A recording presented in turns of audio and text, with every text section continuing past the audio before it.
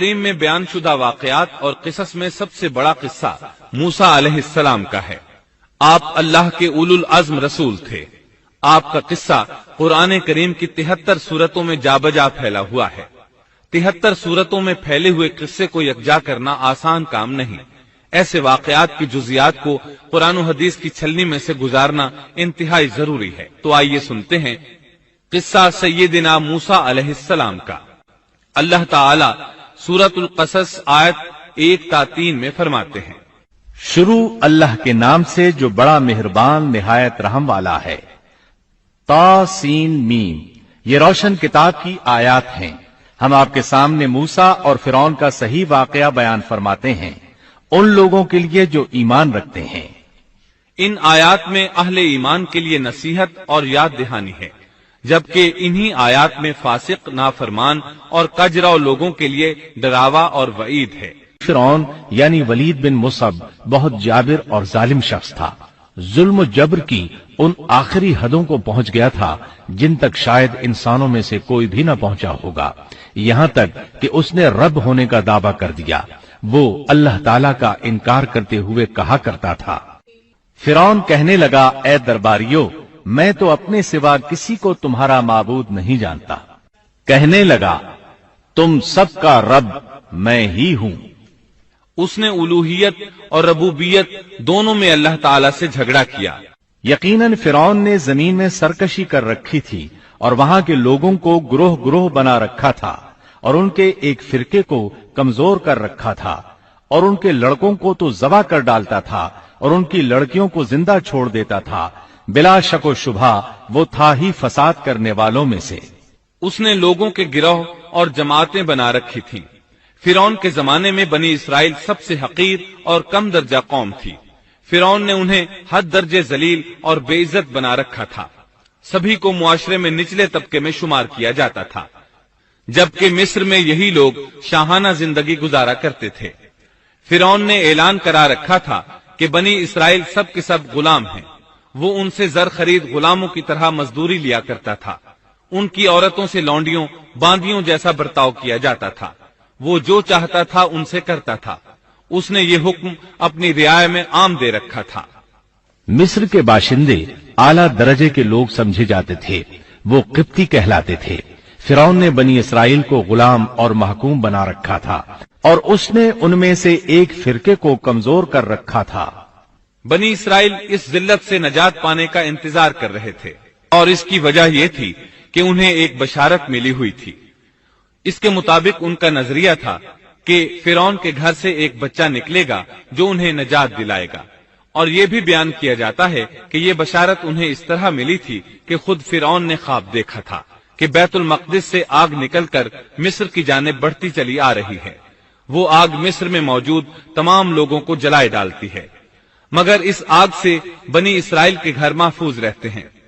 فرعون نے اس خواب کی تعبیر کاہنوں سے پوچھی۔ وہ کاہن اس کے نزدیک عالم تھے۔ انہوں نے خواب کی تعبیر یہ بتائی کہ بنی اسرائیل میں ایک بچہ ایسا پیدا ہونے والا ہے جس کی وجہ سے مصریوں کی ہلاکت ہوگی۔ یہ تعبیر سن کر فرعون ڈر گیا۔ تب اس نے ایک خوفناک حکم جاری کیا، بنی اسرائیل میں جو بچہ پیدا ہو اسے قتل کر دیا جائے۔ اللہ کی قدرت دیکھیے کہ ہارون علیہ السلام اس سے پہلے پیدا ہو چکے تھے اور موسیٰ علیہ السلام کی والدہ امید سے تھی۔ فرعون نے اپنا حکم یوں جاری کیا تھا کہ اگر ان کے ہاں بیٹے پیدا ہوں تو انہیں قتل کر دو، بیٹیاں پیدا ہوں تو انہیں زندہ چھوڑ دیا جائے۔ چنانچہ ایسا ہی کیا جانے لگا۔ ہر نومولود بچے کو قتل کیا جانے لگا، بچیوں کو چھوڑ دیا جاتا۔ یہ تھا بچوں کو ذبح کرنے کا حکم جو بنی اسرائیل میں شروع ہوا۔ اس کا طریقہ انہوں نے یہ اختیار کیا کہ ہر حاملہ خاتون کی نگرانی شروع کر دی۔ دایا عورتوں کے ذمے یہ ڈیوٹی لگائی کہ حاملہ مستورات کی اطلاع دیں گی، اور جو دایا اطلاع نہ دیتی اسے بھی قتل کر دیا جاتا۔ اس طرح فرعون اور اس کے وزیروں کو ہر نومولود سے باخبر رکھا جاتا تھا۔ ان دنوں سیدنا موسیٰ علیہ السلام کی والدہ اپنے حمل کے ابتدائی دنوں میں تھی۔ انہوں نے اس بات کو چھپائے رکھا اور دایا کا کام کرنے والی عورتوں سے بھی خود کو چھپائے رکھا، یہاں تک کہ درد ذہ کا وقت آ پہنچا اور انہوں نے بچے کو جنم دیا۔ इस बारे में सिवाय करीबी लोगों के कोई नहीं जानता था। बच्चे की पैदाइश के बाद वो फिक्रमंद रहने लगी। हमल के दिनों में तो उन्होंने खुद को छुपा लिया था, अब बच्चे को कैसे छुपाएं? फिर भी अपनी पूरी कोशिश करती रहीं, यहां तक कि उनके पास अल्लाह का हुक्म आ गया। ये हुक्म अल्लाह ने उनके दिल में डाला था, यानी इल्का किया गया था। ये वो वही नहीं थी जो पैगंबरों पर आती है। और हमने मूसा की माँ को वही की कि इसे दूध पिलाती रह, और जब तुझे इसकी निस्बत कोई खौफ मालूम हो तो इसे दरिया में बहा देना, और कोई डर खौफ या रंज गम न करना। हम यकीनन इसे तेरी तरफ लौटाने वाले हैं और इसे अपने पैगंबरों में बनाने वाले हैं। मतलब ये था कि जब तफ्तीश और तहकीक शुरू हो या खतरात बढ़ जाएं तो इसे दरिया में डाल दें। इस आयत मुबारका में बैक वक्त दो खबरें, दो अहकाम, दो हुक्म इम्तिनाई और दो बशारतें हैं। यानी हमने मूसा की माँ को वही की कि इसे दूध पिलाती रहे, ये दो खबरें हैं। और जब तुझे खौफ महसूस हो तो इसे दरिया में बहा दे, ये दो हुक्म हैं। कोई खौफ न खा और कोई गम न कर, ये दो इम्तिनाई हुक्म हैं। हम यकीनन इसे तेरी तरफ लौटाने वाले हैं और इसे अपने पैगंबरों में से एक पैगंबर बनाने वाले हैं। ये दो बशारतें हैं। और फिर वाकई तलाश शुरू हो गई। बनी इसराइल पर सख्ती की गई। मूसा अलैहिस्सलाम की माँ ने अल्लाह के हुक्म के मुताबिक बच्चे को संदूक में रखा और दरिया में छोड़ दिया। साथ ही मूसा अलैहिस्सलाम की बहन से कहा, तू भी इसके पीछे पीछे चलती जा। चुनाचे वो दरियाए नील की मौजों में चले और उनकी बहन किनारे किनारे चली। अपने भाई की निगरानी करती जा रही है कि दरिया में डालने के बाद क्या बनता है। अल्लाह ताला सूरतुल कसस आयत 11 में फरमाते हैं, मूसा की वालिदा ने उनकी बहन से कहा, तू इसके पीछे पीछे जा। तो वो उसे दूर ही दूर से देखती रही और फिरौनियों को इसका इल्म भी न हुआ। संदूक बहता हुआ फिरौन के महल्लात के करीब आन ठहरा। महल्लात दरियाए नील के किनारे थे। अल्लाह ताला सूरतुल कसस में फरमाते हैं, आखिर फिरौन के आदमियों ने संदूक उठा लिया। आखिरकार यही बच्चा उनका दुश्मन हुआ और उनके रंज का बायस बना। अब वो इसकी भलाई चाह रहे हैं, लेकिन वही फिरौनियों के लिए वबाल जान बनने वाला था। अल्लाह सूरतुल कसस आयत 8 में फरमाते हैं, कुछ शक नहीं कि फिरौन और हामान और उनके लश्कर थे ही खताकार। फिरौन की बीवी ने फौरन पहचान लिया कि ये बच्चा बनी इसराइल में से है। चुनाचे उसने कहा, और फिरौन की बीवी ने कहा, ये तो मेरी और तेरी आंखों की ठंडक है, इसे कत्ल न करो। बहुत मुमकिन है ये हमें कोई फायदा पहुंचाए या हम इसे अपना बेटा ही बना लें। और ये लोग शऊर ही नहीं रखते थे। मतलब ये कि इस पूरे मामले में अल्लाह ताला की तदबीर से उन्हें आगाही नहीं थी। इस पर फिरौन ने कहा, ये सिर्फ तेरी आंखों की ठंडक है, मेरी नहीं। मैं नहीं चाहता बनी इसराइल का कोई बच्चा मेरी निगरानी में पले, लिहाजा ये सिर्फ तेरी ही आंखों की ठंडक है। इब्ने अब्बास रजी अल्लाह अन्हुमा फरमाते हैं, अगर फिरौन ये बात कह देता कि ये मेरी भी आंखों की ठंडक है तो अल्लाह ताला उसे हिदायत दे देता, लेकिन उसने यूं कहा, ये सिर्फ तेरी आंखों की ठंडक है, मेरी नहीं। और फिर हुआ भी यही। मूसा अलैहिस्सलाम आसिया की आंखों की ठंडक बन गए, फिरौन की आंखों की ठंडक न बने। अल्लाह ताला सूरतुल कसस आयत 10 में फरमाते हैं, और मूसा की वालिदा का दिल बेकरार हो गया। यानी उसका दिल मूसा अलैहिस्सलाम की याद के अलावा दुनिया की हर चीज से खाली हो गया। माँ की मोहब्बत और माँ के दिल का हाल जरा देखिए। मुसीबत में उस पर क्या गुजरती है। वो मेहरबानी जो माँ के दिल में होती है, वो मोहब्बत जो सिर्फ उसी दिल का खासा है। हम मर्दों की जमात इस कैफियत को नहीं जानती जो मुसीबत के वक्त माँ के दिल पर गुजरती है। चुनाचे अल्लाह ताला फरमा रहे हैं, और मूसा की वालिदा का दिल बेकरार हो गया। यानी मूसा अलैहिस्सलाम की मोहब्बत के सिवा उस दिल में और कुछ न रहा। हर वो चीज जो उसे दुनिया में प्यारी थी, मूसा की मोहब्बत पर गालिब ना आ सकी। बस दिल में मूसा ही मूसा थे।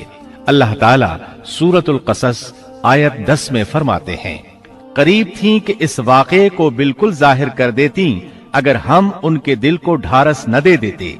ये इसलिए कि वो यकीन करने वालों में रहे। अब देखिए अल्लाह ताला के काम। उनके नूरे चश्म को किस तरह उनकी तरफ वापस लौटाया। बच्चा जब महल में पहुंचा तो उसने दूध के लिए रोना शुरू कर दिया। اس کے پاس دودھ پلانے والیاں لائی گئیں، لیکن بچے نے کسی عورت کا دودھ نہ پیا۔ آخر وہ بچے کو اٹھا کر باہر لائے۔ اللہ آیت 12 میں فرماتے ہیں، اور ان کے پہنچنے سے پہلے ہم نے موسیٰ پر دائیوں کا دودھ حرام کر دیا تھا۔ جو عورت بھی آپ کو دودھ پلانے کی کوشش کرتی ناکام ہو جاتی۔ اب ظاہر ہے یہ رکاوٹ تو اللہ تعالیٰ کی طرف سے تھی، کوئی دودھ پلانے میں کامیاب ہو بھی کیسے سکتی تھی۔ ادھر موسیٰ علیہ السلام کی بہن دور کھڑی یہ سب دیکھ رہی تھی۔ سورۃ القصص آیت 12 میں ہے، یہ کہنے لگیں، کیا میں تمہیں ایسا گھرانہ نہ بتاؤں جو اس بچے کی تمہارے لیے پرورش کرے اور ہوں بھی وہ اس بچے کے خیر خواہ۔ انہوں نے پوچھا، اے بچی، تو کیسے جانتی ہے کہ وہ اس بچے کی خیر خواہی کریں گی؟ بچی نے جواب دیا، اس لیے کہ وہ ایک غریب گھرانہ ہے۔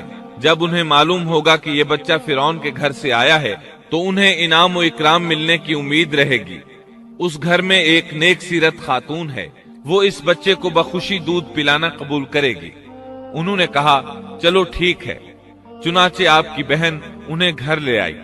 والدہ محترمہ نے بچے کو دودھ پلایا تو آپ نے فوراً دودھ پینا شروع کر دیا۔ سیدہ آسیہ نے ان کی طرف پیغام بھیجا کہ وہ محل میں آ جائے اور جب تک بچہ دودھ پیتا رہے وہ اس کے پاس محل ہی میں رہے، لیکن موسیٰ علیہ السلام کی ماں نے انکار کر دیا۔ انہوں نے کہا، میرے اہل و عیال ہیں، میرے خاوند بھی ہیں، لہٰذا ان کے ہوتے ہوئے میں گھر نہیں چھوڑ سکتی۔ اب چونکہ بچے نے کسی اور کا دودھ پینا قبول نہیں کیا تھا، اس لیے وہ خود بچے کو لے کر آتے تھے۔ اس طرح موسیٰ علیہ السلام کی والدہ کا بے حد احترام ہونے لگا۔ فرعون کے ہر کارے تحفے تحائف ان کے گھر لانے لگے۔ اللہ تعالیٰ آیت 13 میں فرماتے ہیں، پس ہم نے اسے اس کی ماں کی طرف واپس پہنچایا تاکہ اس کی آنکھیں ٹھنڈی رہیں اور آزردہ خاطر نہ ہو، اور جان لے کہ اللہ کا وعدہ سچا ہے، لیکن اکثر لوگ نہیں جانتے۔ اس طرح موسیٰ علیہ السلام شاہی محل میں پلنے بڑھنے لگے، یہاں تک کہ 18 سال کے خوبرو نوجوان ہو گئے۔ اللہ تعالیٰ آیت 14 میں فرماتے ہیں، اور جب موسیٰ اپنی جوانی کو پہنچ گئے اور پورے توانا ہو گئے تو ہم نے انہیں علم و حکمت عطا فرمایا۔ نیکی کرنے والوں کو ہم اسی طرح بدلہ دیا کرتے ہیں۔ سبيل الدموع سبيل مريح